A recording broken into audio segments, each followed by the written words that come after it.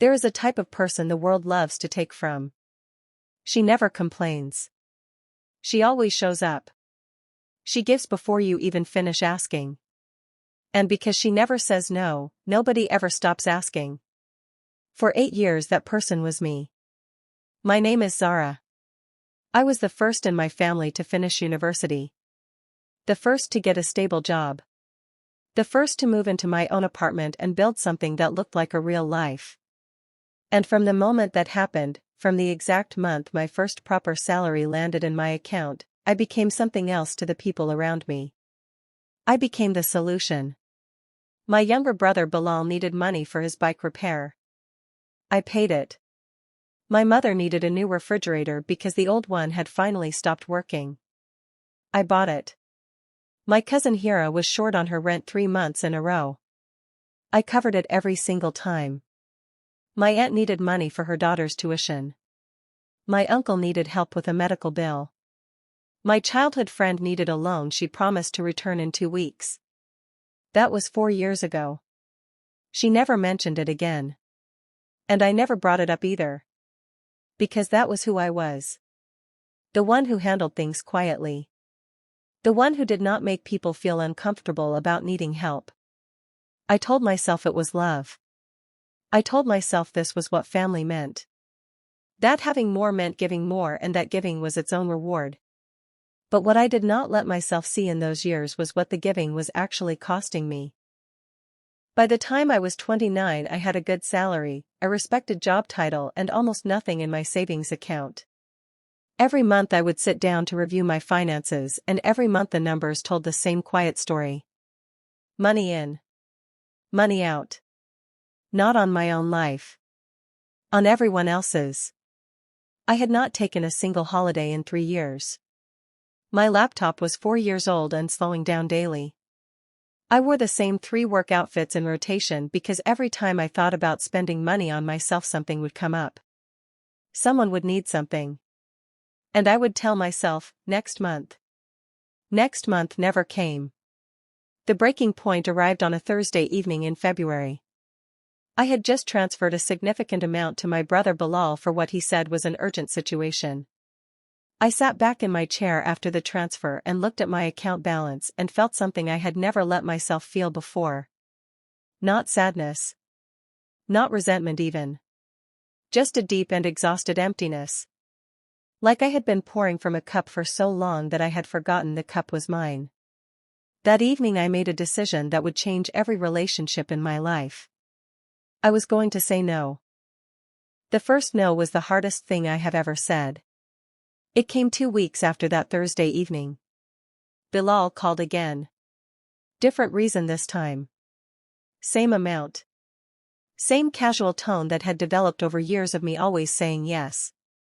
I took a breath and I said, I am not able to help right now, Bilal. There was a silence on the line that felt very long. Then he said, what do you mean you are not able to? You always help. And there it was. Right there in that sentence was everything I needed to understand about what had happened over 8 years. I had not been helping out of love. I had been helping out of obligation so deep and so long-standing that the people around me had stopped seeing it as generosity and started seeing it as a guarantee. I was not their support system. I had become their financial plan. I told him I had my own expenses and I needed to take care of myself this month. He said okay in a voice that was cold and clipped, and the call ended quickly. By that evening my mother had called to ask if everything was all right between Bilal and me.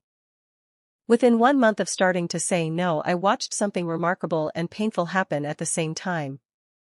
The calls became less frequent. The warm check-ins that used to come regularly, the how are you messages, the invitations to Sunday dinners, grew noticeably quieter. My cousin Hira, who used to send me voice notes just to share something funny, had not contacted me in 3 weeks. I sat with the loneliness of that and I let myself feel it properly. Because here is what nobody tells you about being the giver in every relationship. When you stop giving, you discover very quickly who was actually there for you and who was there for what you provided. That discovery is one of the most painful and most necessary things a person can ever go through. My friend Sarah was the one exception. She called on a random Tuesday just to ask how I was doing. Not about money. Not with a problem attached. Just, how are you, Zara? I miss talking to you. I cried after that call. The good kind of crying. Meanwhile, I opened a savings account. I booked a 4-day trip to a city I had wanted to visit for years. I bought a new laptop. I signed up for an online course I had been postponing for 2 years because there was always something more urgent to spend on. Every single one of those things felt like reclaiming a piece of myself I had given away without realizing it. Until everything shifted on the day of my mother's birthday dinner. The whole family gathered at my parents' house for the dinner. I arrived with a gift I had chosen carefully and a heart that was still learning how to be present without performing generosity. The atmosphere was different with me. I could feel it. Bilal was polite but distant. My aunt barely made eye contact. My cousin Hira spoke to everyone else easily but kept her sentences with me short.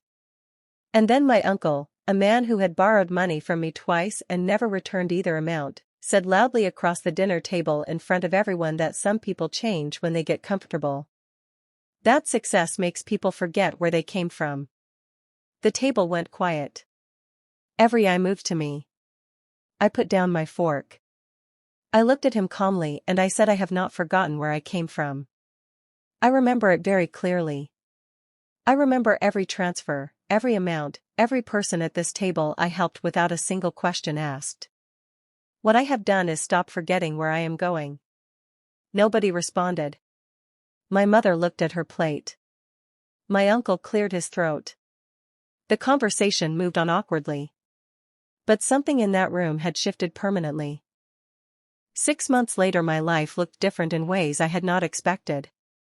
Bilal called one evening and his voice was different. Humbler. He said he had gotten a part-time job and was managing his own expenses now. He said he realized he had leaned on me too much and too long and that he was sorry. It was not a perfect conversation. But it was an honest one.